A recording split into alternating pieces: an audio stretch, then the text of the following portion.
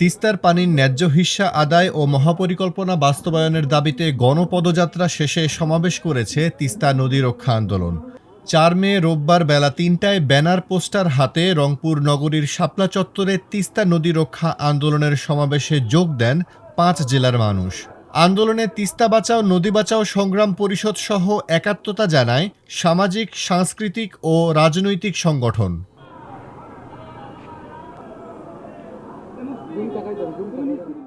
তিস্তা পারের মানুষের দুঃখ হচ্ছে যে যখন খরা হয় তখন তিস্তায় কিন্তু পানি থাকে না, ভারত ব্যারিকেড দিয়ে দেয়। আর যখন তিস্তার মধ্যে থাকে তখন ভারত পানি ছেড়ে দেওয়ার ফলে তিস্তা পারে কিন্তু নদী ভাঙ্গন শুরু হয়। আর নদী ভাঙ্গন শুরু হওয়ার পরে তিস্তা পারের মানুষের ঘর বাড়ি সব ভেঙে নিয়ে যায়। তখন তিস্তা পারের মানুষ রুটি রুজির জন্য দক্ষিণ অঞ্চলে চলে যায়।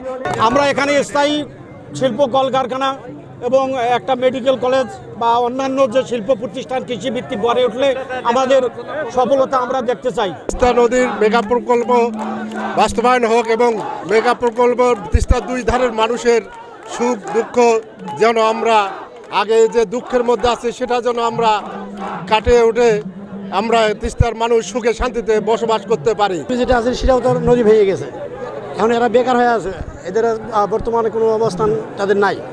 আমরা তিস্তার ন্যায্য পাওনা আমরা চাচ্ছি, ন্যায্য মূল্য চাই, সেই লক্ষ্যে আমরা রাস্তায় নেমেছি। আমরা তার ন্যায্য হিসাব না নিয়ে আমরা ঘরে ফিরবো না, এটি আমাদের প্রত্যাশা।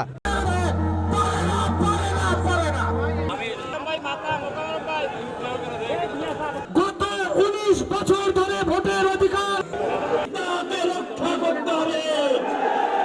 এই পানির ন্যায্য হিস্যা আদায়ের জন্য আপনারা দ্রুত সময়ের মধ্যে তিস্তা মহাপরিকল্পনা বাস্তবায়ন ঘোষণা না হলে দফায় দফায় আন্দোলন চলতেই থাকবে বলে জানিয়েছেন তিস্তা নদী রক্ষা আন্দোলনের প্রধান সমন্বয়ক ও বিএনপির রংপুর বিভাগীয় সাংগঠনিক সম্পাদক আসাদুল হাবিব দুলু।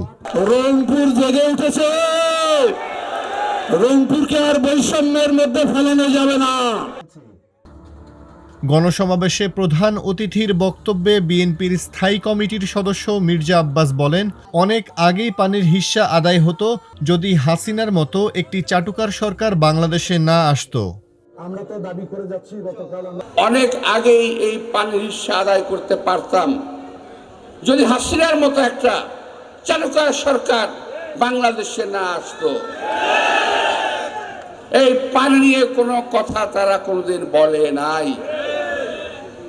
আমরা বলছি, আর একজন লোক বলেছিল, আমি আজকে তাকে স্মরণ করি, এই তিস্তা পাড়ের মানুষের ভাইদের সামনে, সে আমার আরেক পরম স্নেহময়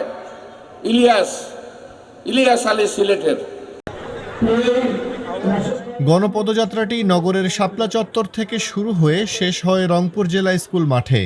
তিস্তা মহাপরিকল্পনা বাস্তবায়নে অন্তর্বর্তী সরকার উদ্যোগ নেবে বলে প্রত্যাশার কথা জানান গণপদযাত্রায় অংশ নেওয়া মানুষেরা।